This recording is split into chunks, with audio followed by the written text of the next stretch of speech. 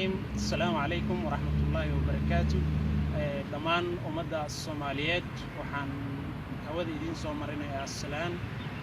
سخاص وحن سلام يا دمان بهوين تا جامعة السيمت مجعي وعلى علو جمعالي وحن كمل هاي شقالها جامعة وجوغا وحبرشة هير كلابات دالك ماليشيا مناسبة 6 نوفمبر أوجد waxaan hambalyo iyo bogaadin u soo marinayaa dhammaan Simad family.